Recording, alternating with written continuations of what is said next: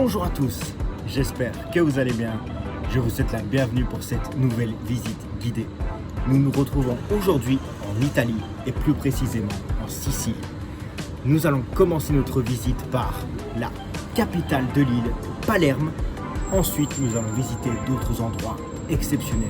Installez-vous confortablement parce que la visite ne fait que commencer. Les Quattro Canti sont plus communément appelées la place Vilena. Cette place de style baroque est très particulière parce qu'il faut l'admirer à 360 degrés. Elle date du début du XVIIe siècle. Chaque façade indique une direction. Laissez-moi vous présenter la cathédrale de Palerme. La cathédrale de Palerme est selon moi l'élément phare de la ville. Elle est de style arabo-normand. Le premier roi de Sicile, Roger II, fut couronné à cet endroit en 1130. À son décès, il fut d'ailleurs enterré dans la crypte de la cathédrale. Il est possible de visiter les toits de la cathédrale et je vous donne d'ailleurs rendez-vous là-haut. Et juste pour vous raconter une petite anecdote, elle fut édifiée à l'emplacement d'une ancienne basilique qui datait de l'Empire romain. Cette basilique fut transformée en mosquée au IXe siècle avant de devenir cet édifice impressionnant.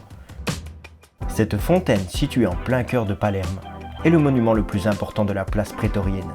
Cette fontaine fut initialement construite à Florence en 1554 avant d'être déplacée à Palerme 20 ans plus tard. Mais pourquoi ?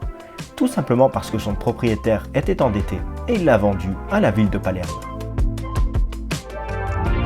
Je vous conseille sincèrement de visiter Palerme en avril, mai, juin, septembre ou octobre. Selon moi, ce sont les périodes idéales afin de réellement profiter de la capitale.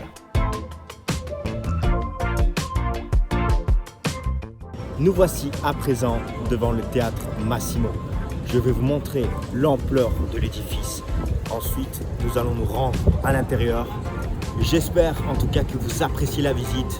Nous allons visiter des endroits exceptionnels. Ah, le théâtre Massimo, un des plus grands opéras d'Europe. Ce bâtiment est de style néoclassique avec quelques détails d'art nouveau.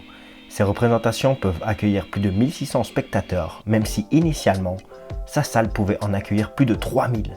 Cet ensemble architectural fabuleux fut rénové il y a très peu de temps, en 1997, seulement 100 ans après son inauguration.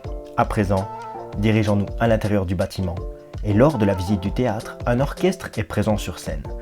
Je vous ai d'ailleurs fait le plaisir d'enregistrer leur musique et nous allons nous aventurer à l'intérieur avec cette mélodie.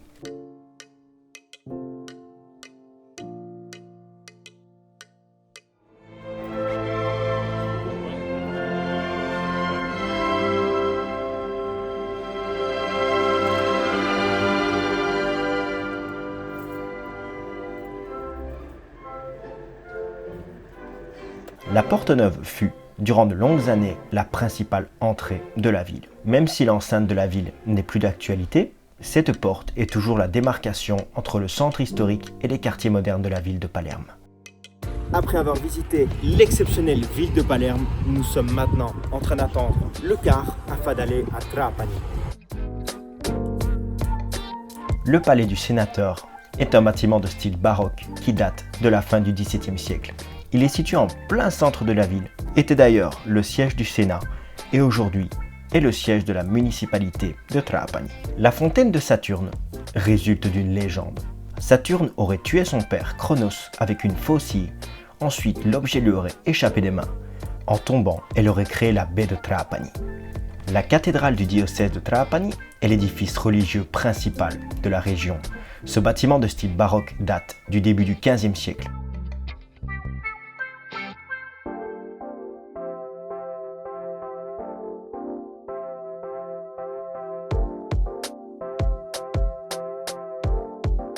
Cette ville est très paisible. Les locaux vivent la vraie dolce vita italienne. Vous ne trouverez aucun magasin, bar, supermarché entre 13h et 16h. Donc si vous devez faire des provisions afin de vous rendre à la plage par exemple, je vous conseille de les réaliser avant 7h. La tour de Ligny est située à l'extrémité ouest de Trapani. Elle fut érigée à la fin du XVIIe siècle pendant la domination espagnole en Sicile. Initialement, cet édifice servait à défendre la ville des pirates. Durant la Seconde Guerre mondiale, cette tour était d'ailleurs utilisée comme poste anti-aérien. Restauré en 1979, il deviendra le musée de la préhistoire et de la mer. Cet édifice est aujourd'hui appelé le musée civique Tour de Ligny. Tous ces éléments font de cet endroit un réel incontournable de la ville.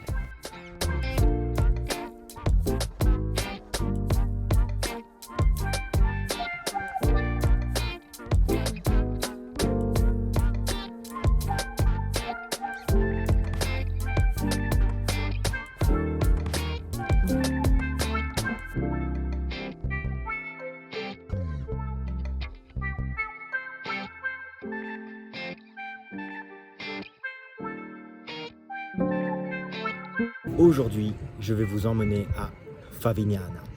Favignana est la plus grande des îles Egade.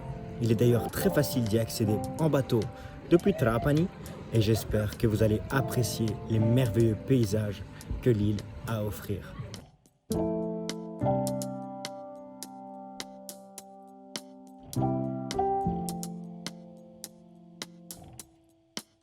Les amateurs de plongée et de plage seront ravis de passer quelques jours sur cette merveilleuse île. Au port de Favignana, il y a un grand nombre d'échoppes qui permettent de louer des vélos.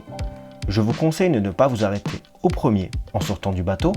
Continuez simplement quelques mètres et vous trouverez des locations à 5 € la journée par personne, donc ça vaut le coup de marcher quelques mètres. C'est le meilleur moyen pour visiter l'île. Les différents sites incontournables sont assez éloignés et il vous sera impossible de les rejoindre sans moyen de locomotion. Sur le chemin, vous trouverez d'ailleurs quelques surprises comme par exemple ce stand qui réalise des sandwichs faits maison.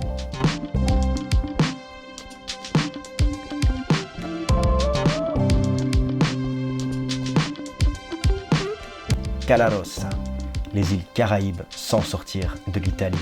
Cet endroit est un réel joyau de la mer Méditerranéenne.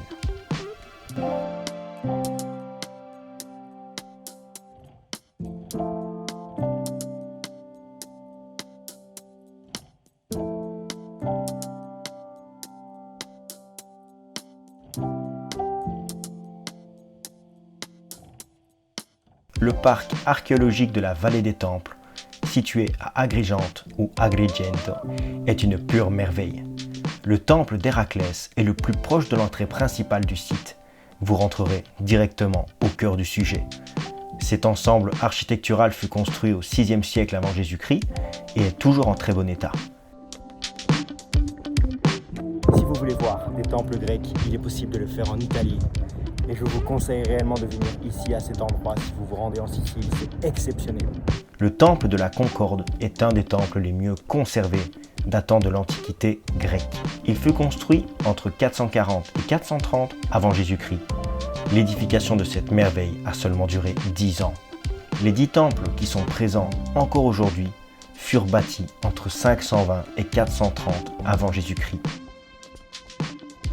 À l'époque, cette colonie était l'une des plus importantes. Elle s'étend même sur plus de 900 hectares. Le temple d'Hercule fut bâti au 6e siècle avant Jésus-Christ. Aujourd'hui, il ne reste que 8 colonnes, mais à l'époque, il y avait un réel ensemble architectural.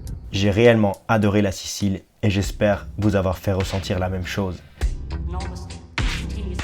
C'est toujours un réel plaisir d'être à vos côtés. Si vous avez apprécié la vidéo, n'hésitez pas à aimer, à partager et surtout à vous abonner à la chaîne pour ne rien rater. Ne cessez jamais de croire en vos rêves. Tout est possible. C'était Massimo et à la prochaine! Ah oui, évidemment, n'hésitez pas à cliquer pour d'autres vidéos déjà existantes.